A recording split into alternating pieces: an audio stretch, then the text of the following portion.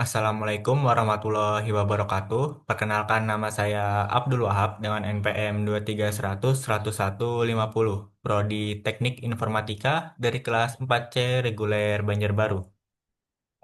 Jadi, ini adalah proyek akhir dari mata kuliah pemrograman berbasis objek satu dengan studi kasus aplikasi toko handphone berbasis Java di NetBeans. Program ini memungkinkan seorang pengguna untuk memilih kategori handphone, gaming, atau kamera. Lalu setelah dipilih, akan menampilkan daftar produk sesuai kategori yang telah dipilih. Selanjutnya, pengguna akan menginput nama produk tersebut.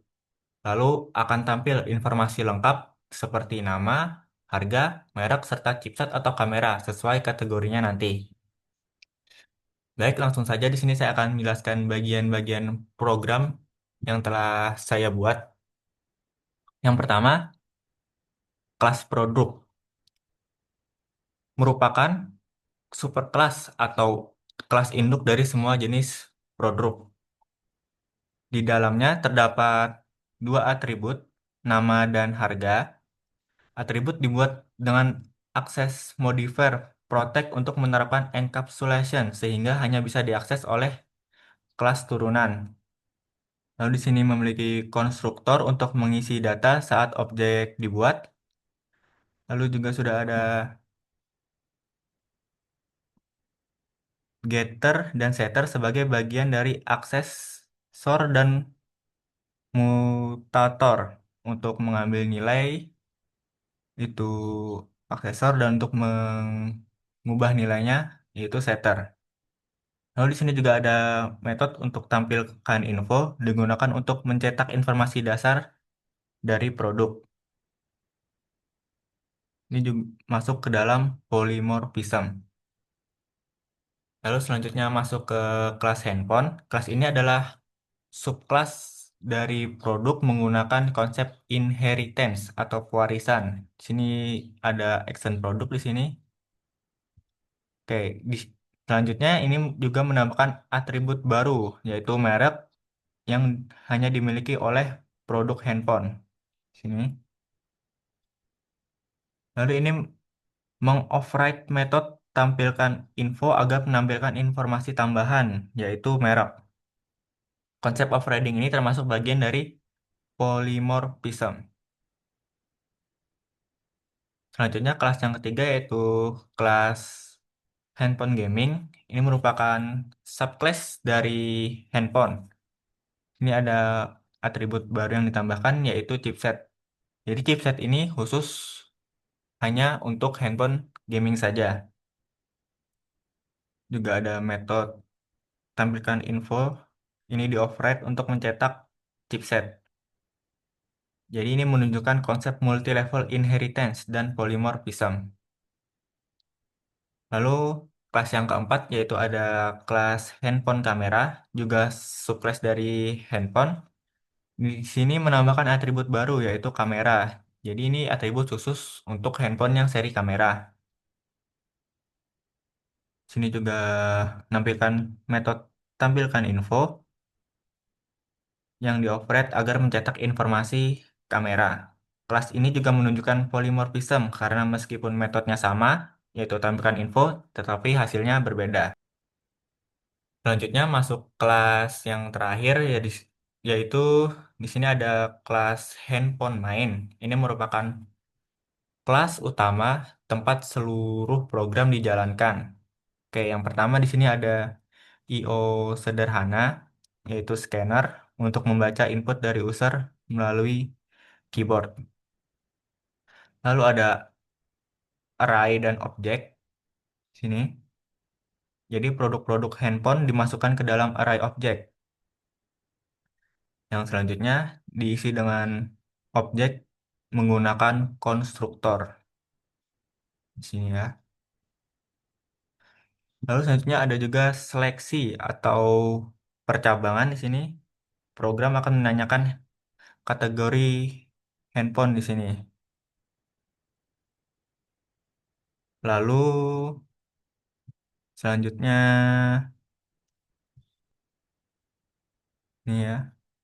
Di sini menggunakan juga equals ignore. Ini adalah metode untuk membandingkan string tanpa membedakan huruf besar dan juga kecil. Terus selanjutnya ada perulangan di sini untuk menampilkan daftar produk. Menggunakan enchant for loop berguna untuk membaca seluruh isi array. Ya. Lalu selanjutnya pencarian produknya di sini masukkan nama produk kan. Setelah user mengetik nama produk dilakukan pencarian. Di sini juga digunakan equals ignore case untuk mencocokkan input nama dengan data. Lalu ada juga polymorphismnya di sini saat memanggilkan tampilkan info, metode yang dipanggil akan disesuaikan otomatis dengan jenis objeknya. Ini disebut runtime polymorphism atau dynamic dispatch. Nah, yang terakhir itu ada error handlingnya di sini.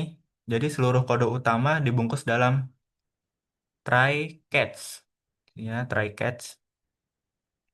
Jadi jika user mengetik kategori atau nama produk yang salah, program akan menampilkan pesan error tanpa crash. Ini terjadi kesalahan. Misal kesalahannya ada di kategori, maka akan kategori tidak ditemukan. Jika di produk, maka produk tidak ditemukan. Baik, selanjutnya akan kita coba jalankan programnya, run file. Nah, pertama-tama di sini akan memilih kategorinya, gaming atau kamera. Di sini kita coba gaming. Sini nggak apa-apa menggunakan huruf besar atau kecil karena sudah menggunakan equals ignore case. Jadi mau besar, kecil tulisannya tidak masalah. Enter. Nah, lalu akan tampil produk-produk dari seri gaming tersebut. Lalu kita akan tuliskan salah satunya misal ROG Phone 7. Enter. Nah, maka akan tampil nama produk, harga, merek, dan juga chipset. Chipset ini khusus untuk HP gaming. Baik, kita coba yang selanjutnya yaitu kategori kamera. Ini kamera. Sama akan muncul berbagai produk dari kategori kamera. Vivo V27. Nah, di sini akan tampil detail produknya. Tapi di sini akan muncul kamera, bukan chipset. Karena ini merupakan kategori kamera. Lalu bagaimana jika terjadi kesalahan dalam pengetikan? Sini. Kan yang ditanya gaming atau kamera. Misal kita tulis sini laptop. Nah, maka akan muncul pesan terjadi kesalahan kategori tidak dikenali. Ini. Jadi error handlingnya berjalan ya, terjadi kesalahan. Kesalahannya apa? Karena bagian kategori, maka kesalahan yang muncul adalah kategori tidak dikenali. Begitu juga dengan bagian produk.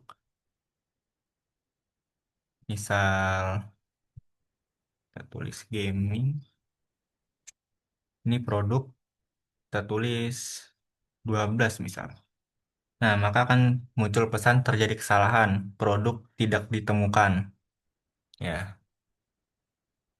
baik, segitu saja untuk demo programnya. Jadi program ini sudah mengimplementasikan seluruh 14 ketentuan yang sudah ada, yaitu dari kelas, objek, atribut, konstruktor, mutator, aksesor, encapsulation, inheritance, polymorphism, seleksi, perulangan, I/O sederhana, array, dan juga error handlingnya. Jadi sekian saja dari saya. Salah hilap mohon maaf. Wassalamualaikum warahmatullahi wabarakatuh.